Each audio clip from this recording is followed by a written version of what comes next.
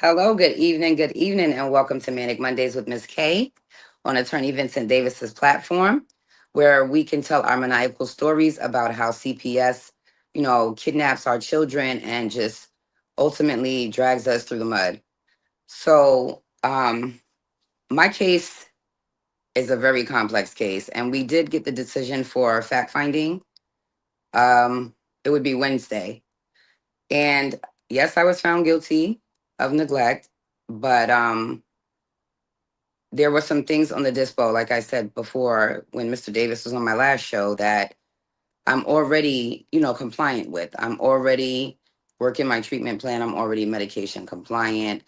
I am already in service and I am already, identifying my problem.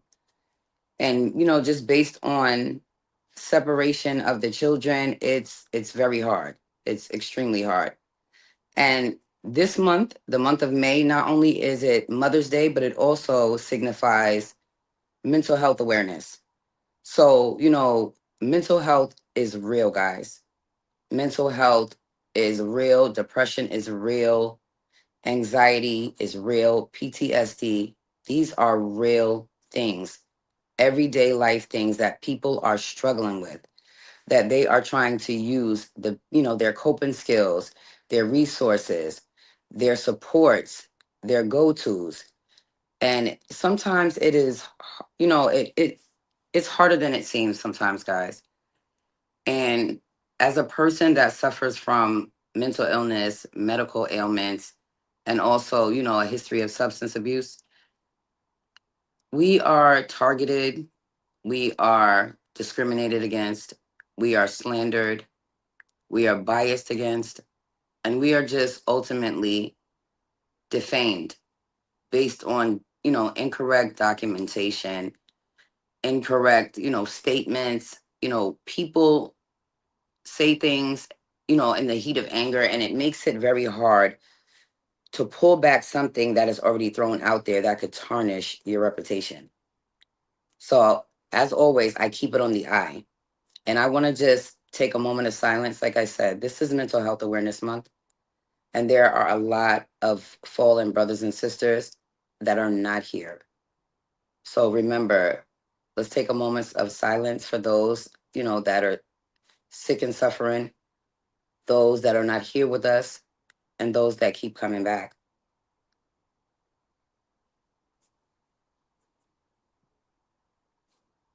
So, as a mom that suffers with mental illness, there are different symptoms based on diagnosis, based on, what brought those, symptoms and labels into place based on either childhood trauma, whether it be, physical abuse, verbal abuse, sexual abuse, or just overall emotional disconnect from the parent.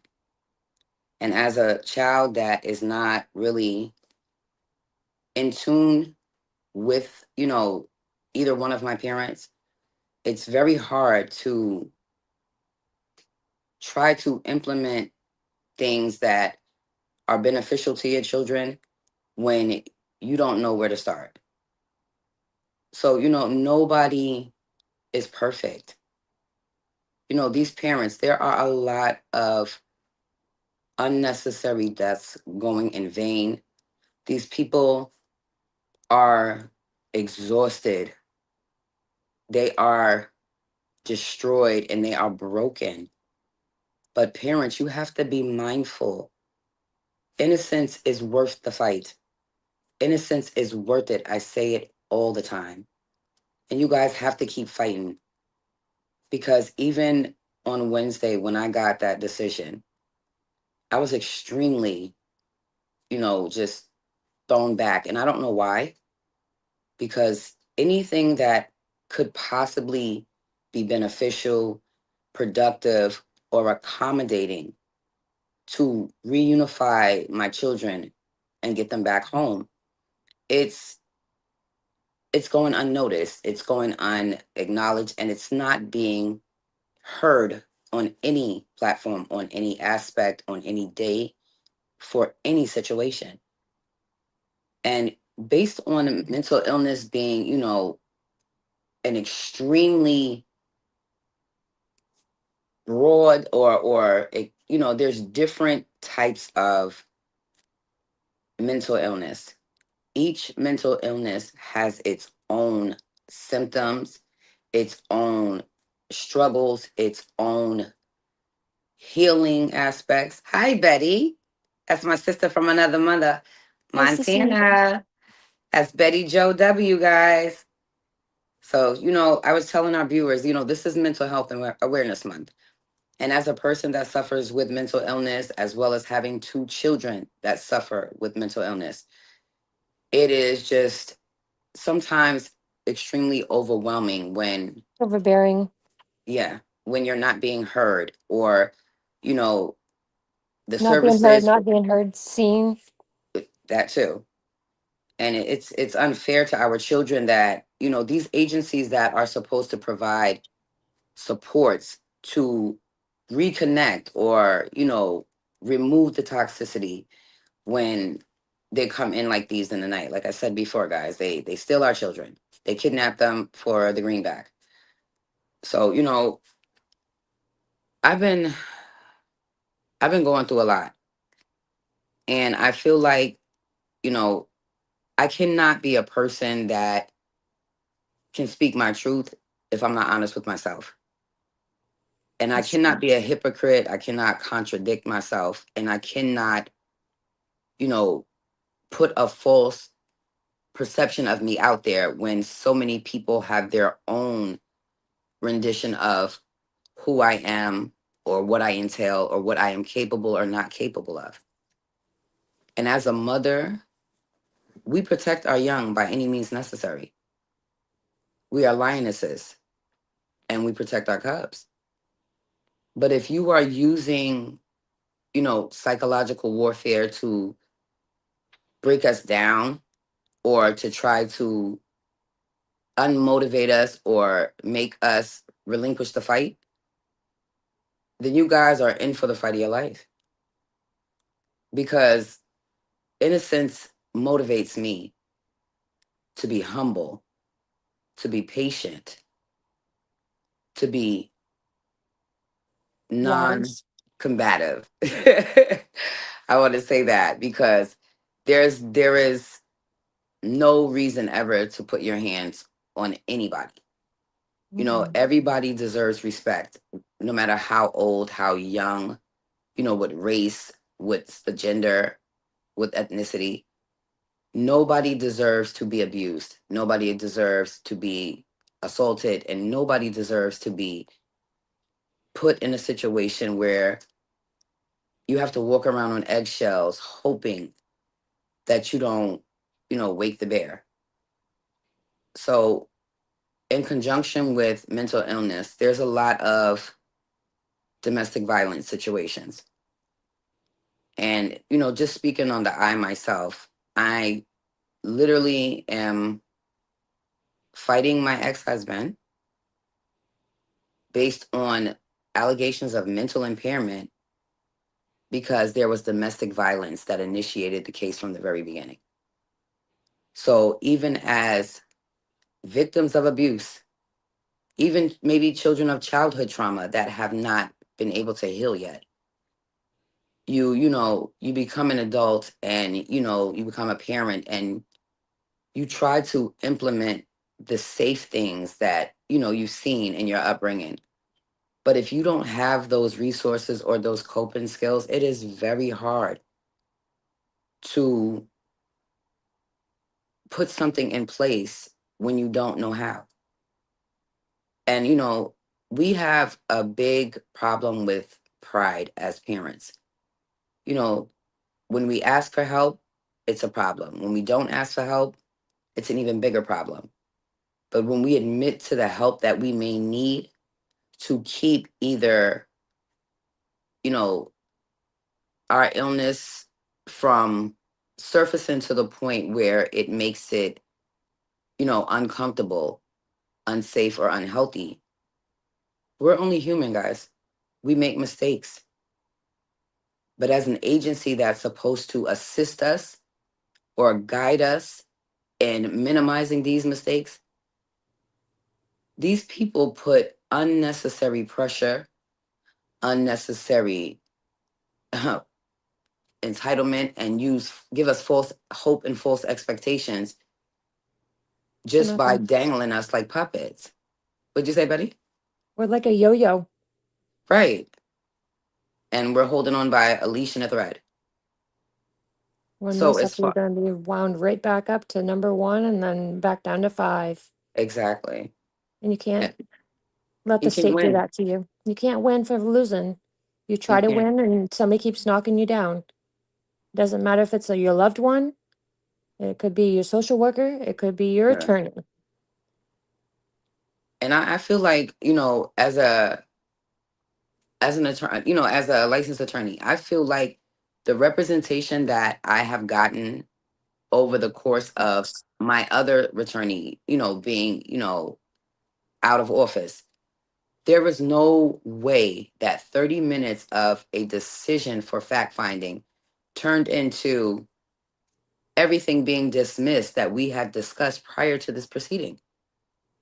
And, as a stand in, because that's what I call them attorneys, the stand in ATB attorneys, the public defenders, it's like Mr. Davis says, you get what you pay for. You want Johnny Cochran, you pay for Johnny Cochran. You want Mr. Davis, you pay for Mr. Davis.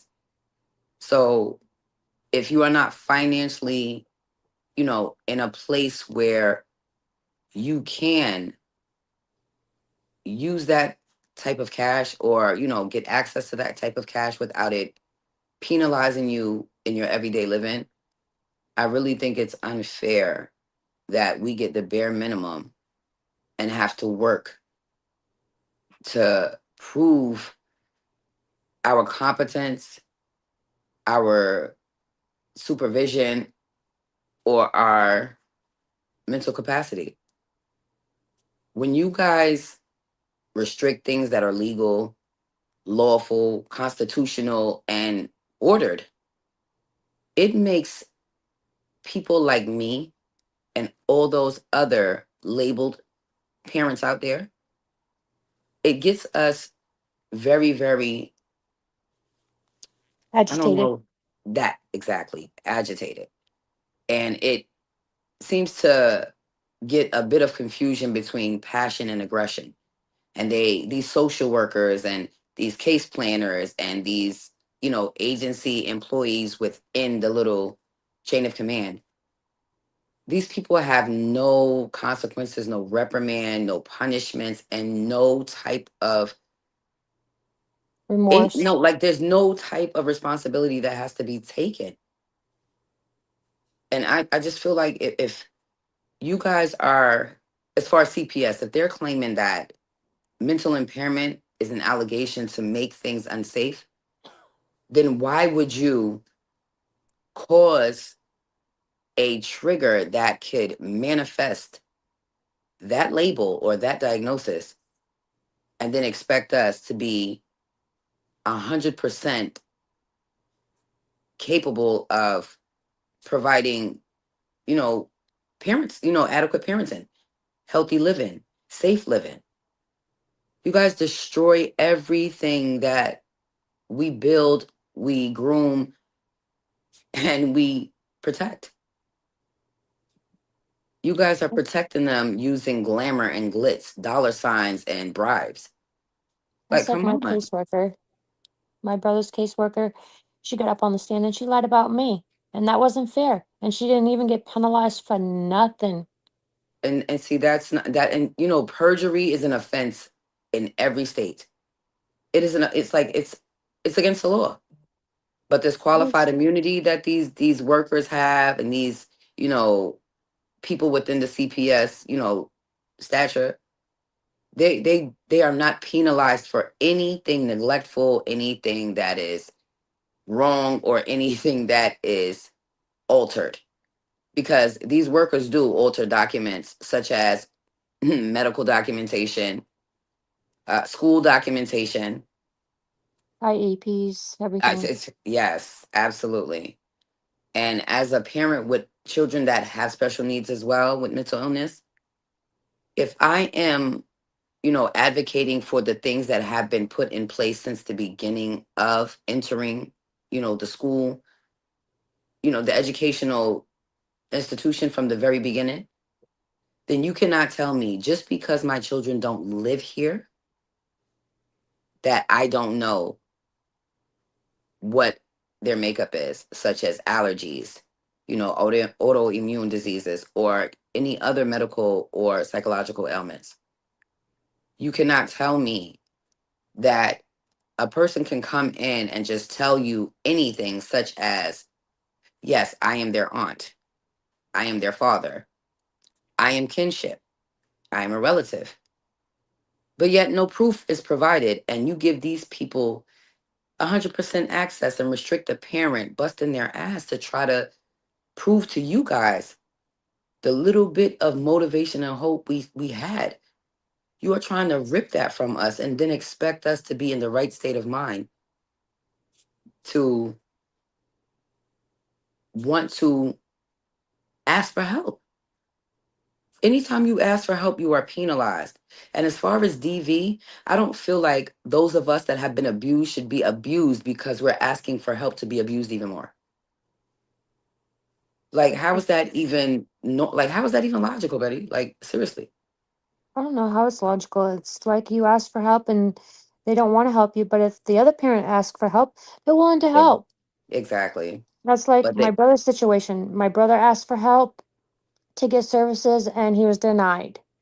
but the And then mother, when the yeah, mother asks for help, she's on disability, she gets the help immediately. It shouldn't matter if you're on disability or if you're making a paycheck week by week.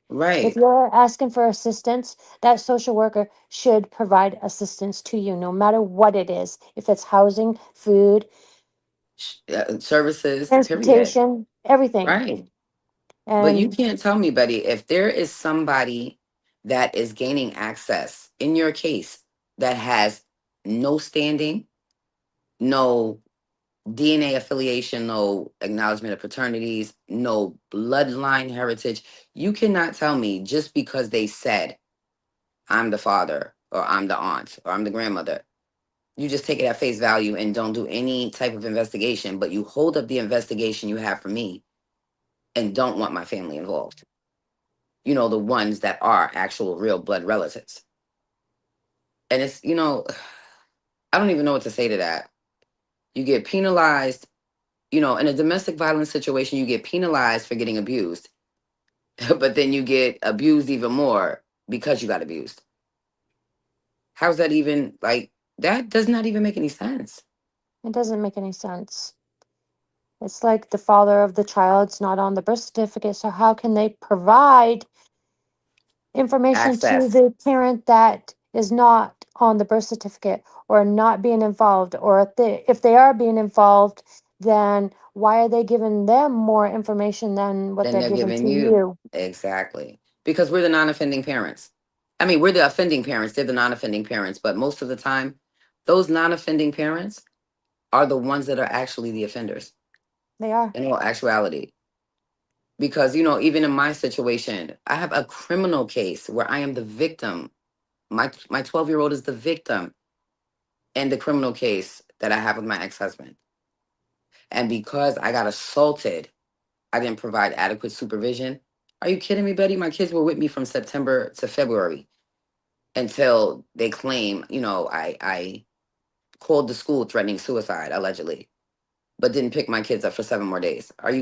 Does that sound even logical? That sounds, maniacal and insane. I don't see how that could have been possible. And then you I've known you say, for a while, so I don't see that being possible. and You, every parent has their breaking point. they Every do. parent has their breaking point.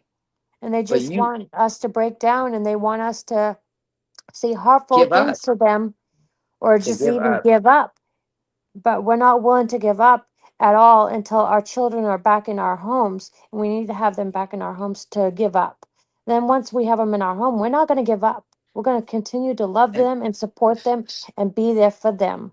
as we And that's should. one thing that they don't want us to do. They don't want us to bring our children up. They want to bring them up. It's all about the greenbacks. It's all about the money. They want It the money, always money, has money, money, been. money. And they've told me, on more than one occasion, CPS, the guardian ad litem for my children, my family members who, I humbled myself to try to have some type of access and mend the toxicity and try to work on the relationship, regardless of what type of relationship I may have had with my mom or my other siblings. But for a family member to come on a court proceeding and just do everything that CPS says, you don't even introduce yourself as the maternal grandmother because CPS told you not to. But yet my rights are still intact. But you want to argue with me about previous disrespect. Like, how many times have I been disrespected in my upbringing, which led me to not have all of the resources, all of the skills, and all of the supports to minimize any type of elevated or irrational situation. You cannot use psychological warfare and then still expect these parents to be motivated to fight for the one thing, however many children you have. You guys are fighting for everything. Everything. You're fighting. In my case, I'm fighting to stay alive because I'm not well. But yet, they're imposing unnecessary stress, unnecessary bias, unnecessary restriction, and overall just targeting me because I happen to be knowledgeable. And anything that is expressed in the best interest of my children or anybody else's children, because I don't just advocate for my children, I advocate for other people's children as well. And you cannot tell me if I seem to be so mentally impaired or so neglectful to the point where the only way to achieve any type of stability or permanency is adoption. So you don't even give these parents a chance to try to do what they've been doing since these children have been born. It's unfair that you get abused all the way around. You get abused by, possible intimate partners. You get abused by your family. You get abused by the system. You get abused by your children. The courts. Yeah, you get abused by counsel, depending on, whether they're retained or, ATB or public defender. Every situation has a cause and effect. And the things that these people cause or, allegedly claim that we as the parents cause, the effect is separation, resistance, brainwashing, and just ultimate corruption of our perception or their perception of us and the things that they say about us around our children. Those things should never be allowed, whether it's a foster parent, a case planner, uh, a commissioner, a deputy. Nobody should be allowed to tarnish your reputation in front of innocence and then still expect the level of willingness to communicate to still be there. You have that is that is psychologically draining. It is. And I don't even know what to say half the time because it's like even when I'm saying things that are legal, saying things that are written, saying things that are ordered, and saying things that are constitutional, you are dismissing it, not even acknowledging it, and just overall brushing it under the rug as though my voice is not heard. But you seem to hear everybody else's voice who has no standing, who has no business to even get information on anybody's case, but yet they have more access than you. And I was told the reason why my mom couldn't talk to my children was because I said I was going to sue CPS. But yet she's been getting visits and electronic communication since before Christmas. But yet, what, I'm not supposed to sue anymore?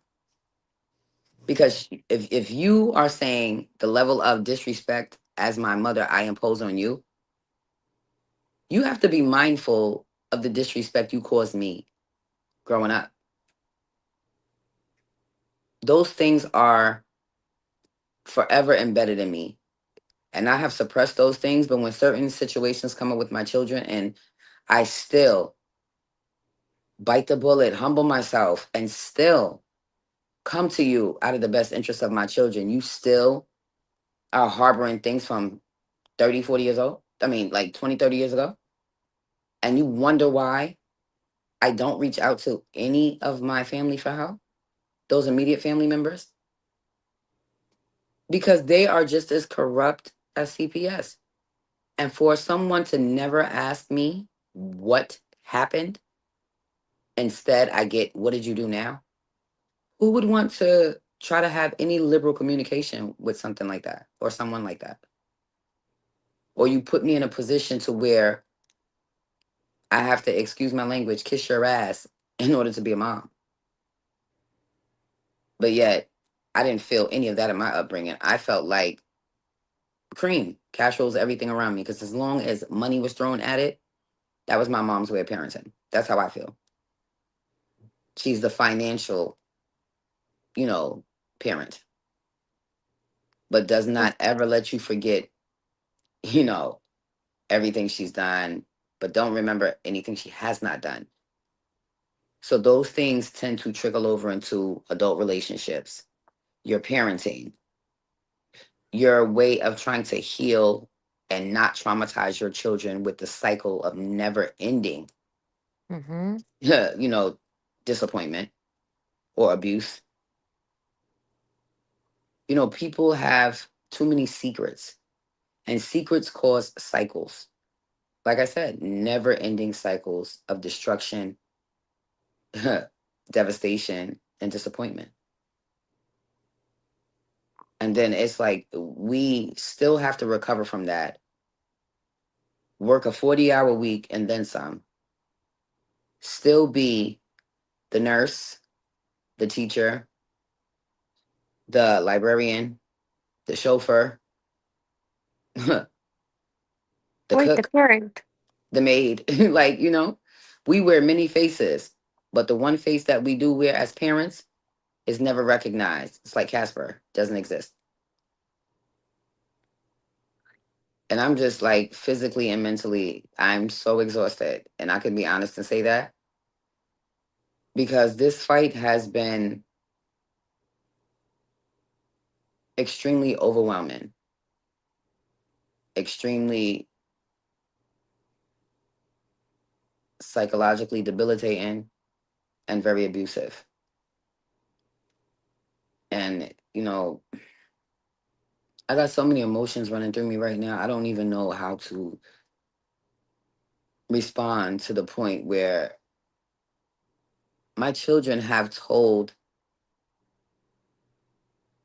the judge and their attorneys that the things that allegedly that were said by them, I told them to make up. But yet I have video proof. I have documentation. I have audio messages.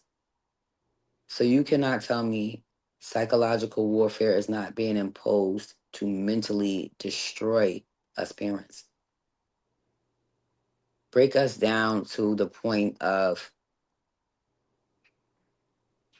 I don't even know what word to use, but it's very disappointing, hurtful, and unnecessary and unacceptable as well. And, you know, with domestic violence, it's hard to, first of all, it's embarrassing. It's embarrassing.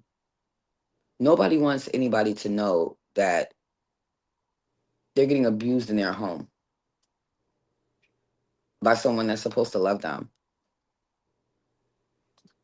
But yet we try to keep our kids safe and we still get abused. Still get abused. It is unfair. It is unfair, especially when it's a loved one that you thought could respect you as a parent, you as a spouse, you as an individual. It's just hard to take the abuse from somebody that you thought was going to be there for you and fight with Love you. your family and taking you be there when times get hard. But those are the people that leave you in the dust after they have gotten what they needed. They use you and just throw you to the wayside like trash. And it's very hurtful. It is hurtful. And that's when you gotta step up and just say, you know what, I can do this on my own. I don't need your assistance. I have to do this for my children. My children need my support of love, not hatred.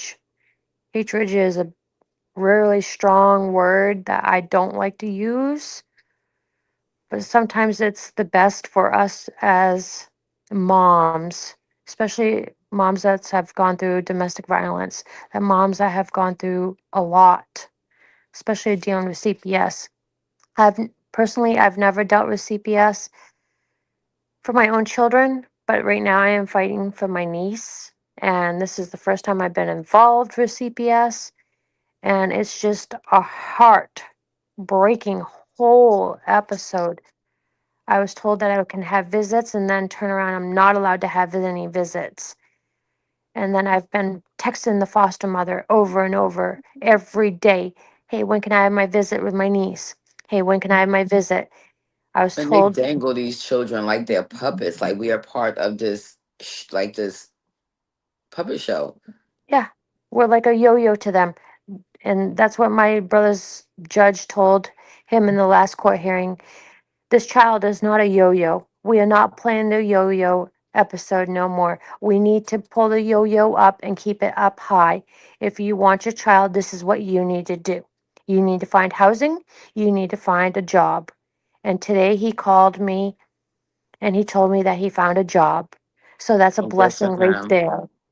And now he Good. just needs to find housing. And once he has that, he goes to court on the 28th of this month and he's going to slap it right in front of the judge and say, Your Honor, here you go. Now I want my child placed with my sister, like she should have And been in the that's and beginning. see that and that is beautiful because your brother really worked hard. He really worked hard to clean himself up. He really showed that he wants to be a dad and he wants to be involved.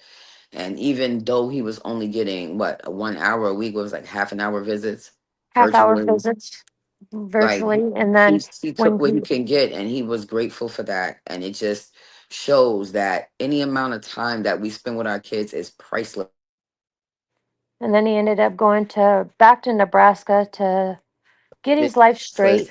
And then now he's got 2-hour visits for 4 days a week. good. And then after 5 o'clock, he gets an hour extra visit after his work schedule. So sees her early in the morning before work, and then after work, 1 hour.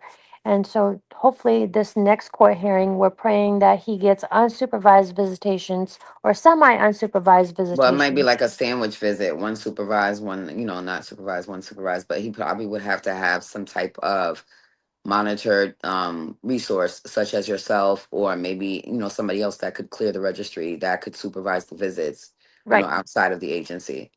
And I And can do that that's because I'm a great. foster parent. Right. That would be great. That would be great for reunification for you, Betty. I'm so happy for you. And tell, how the fight is worth it. And he needs It to is come worth on it. my show and tell his story. So, I'm overwhelmed with emotion, and it's just like no We matter can't win what, from losing. that part. And We no matter cannot what win. type of parent you are, birth parent, surrogate parent, presumed parent, foster parent, like Betty, there are some great foster parents. And then you got some of them like the one I Cracked have. up And we're ones. just gonna leave that there. But why is nobody ever penalized for medical neglect within this, CPS situation? My children didn't have asthma pumps or EpiPens, but they're arguing with me, their mother, that they don't have any allergies. Well, if they didn't have allergies, why would they have an EpiPen? Why would they That's have my point. an asthma inhaler? But yet, I've been asking to implement those things at both my children's schools in two different districts since September 3rd. But Mm-mm. now, all of a sudden, April 30th, the day that we go back to court, now my children have asthma pumps. Where did you get the authorization from? Because I didn't sign anything and I've been trying to submit those documents since September 3rd. So nobody is reprimanded for the negligence. That is inadequate medical care. It That is is. medical neglect. That is abuse. And Because that's what on if the my state child side. would have had, maybe, not to cut you off, Betty, I'm sorry, but what if my child would have, you know, maybe got, exerted, real hyper, and didn't have her asthma pump? What would you have told me if something possibly tragic or fatal could have happened? What would you tell me then? My children don't have allergies. My children don't have asthma. I am their mother. And although sometimes allergies and asthma are outgrown, not yet. Hmm. You're taking my children to specialty appointments Without my without consent. authorization. Exactly. You have my child seeing a therapist from the foster care agency for over a year with no communication with me, no communication with the psychiatrist that prescribes medication. So nobody knows if the treatment for psychotherapy is working along with the medication regimen. Evidently, it's not because my child is always imbalanced because she cheeks her meds. But yet, there's no reprimand for the foster parent having, lack of supervision or inadequate parenting. But yet, you're going to tell me my children don't have allergies. I beg to differ because their pediatrician from birth says otherwise. The fact that they send them to this little clinic that they have within this foster care agency or the CPS agency that sees the children once a year for like 10 minutes, they don't know all the ins and outs. Mm-mm. My children are allergic to certain medications. And had I not said that, it could have been a situation that could have went from bad to worse with my younger child In based a on them split giving her seconds. penicillin and she's allergic, but not noticing the hives, the raspy voice, the watery eyes.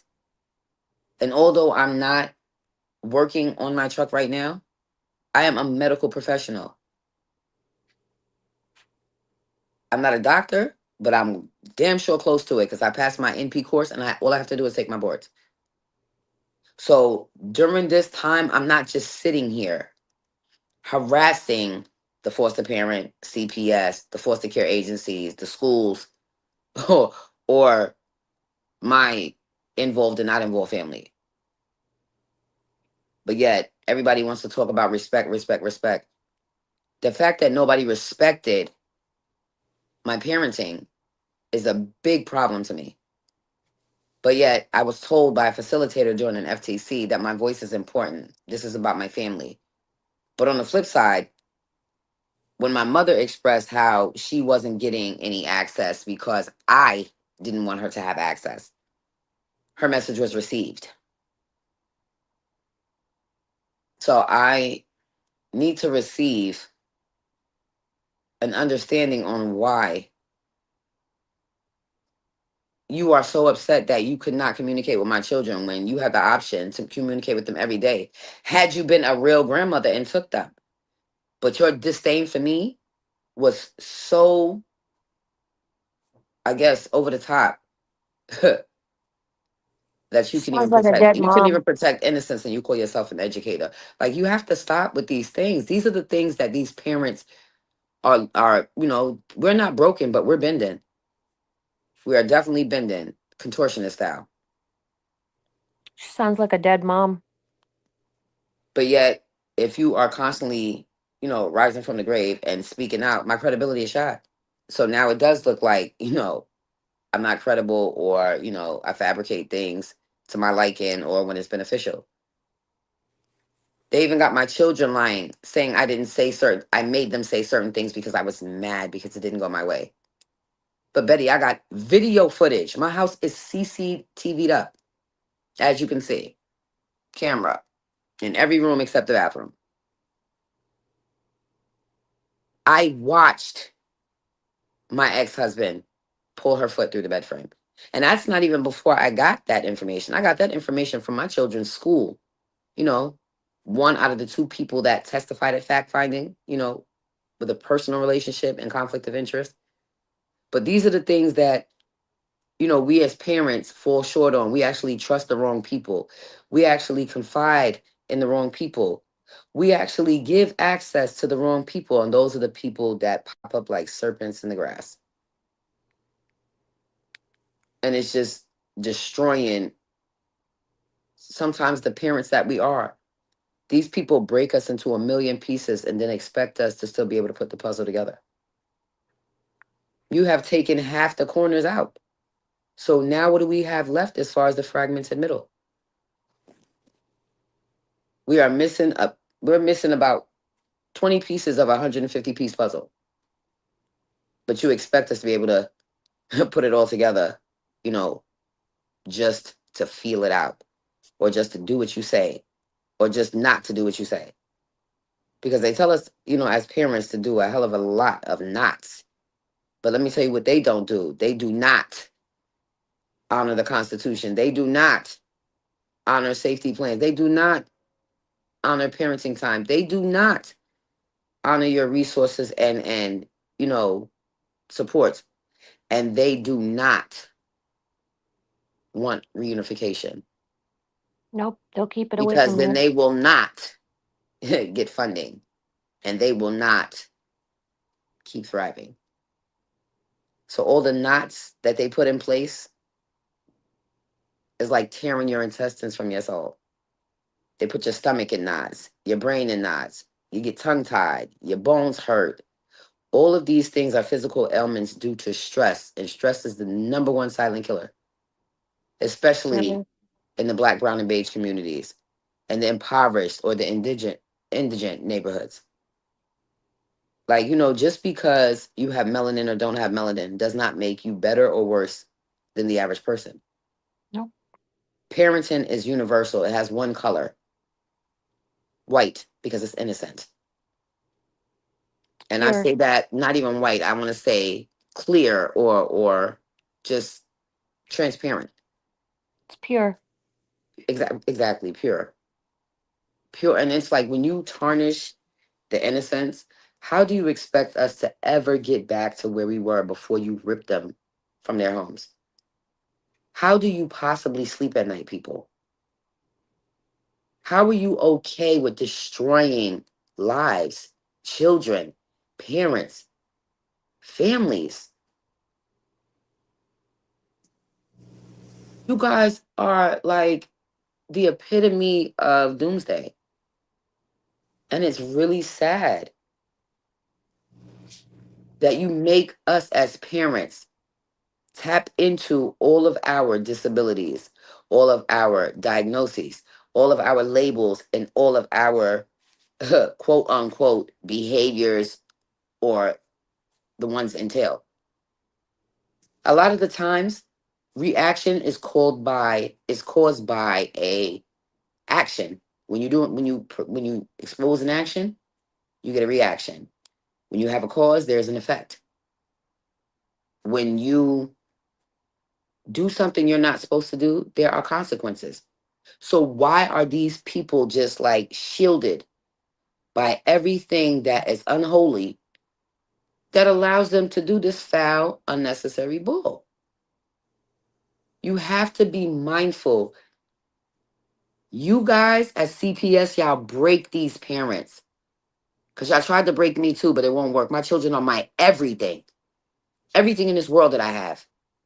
And you will not continue to violate my rights, because you violated my due process over the top tremendously and more than one occasion. But I am definitely going to make change.org.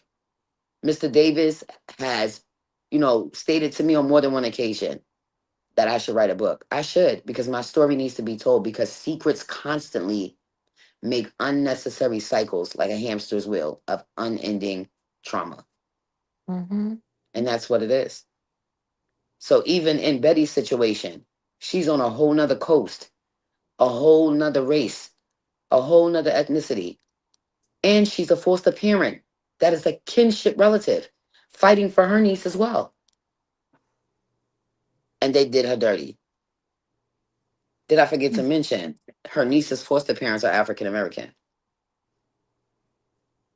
I was told today that I need to keep on bugging the social worker You and do. the foster parent for visitations because it's not right for me to be just dropped out of the picture.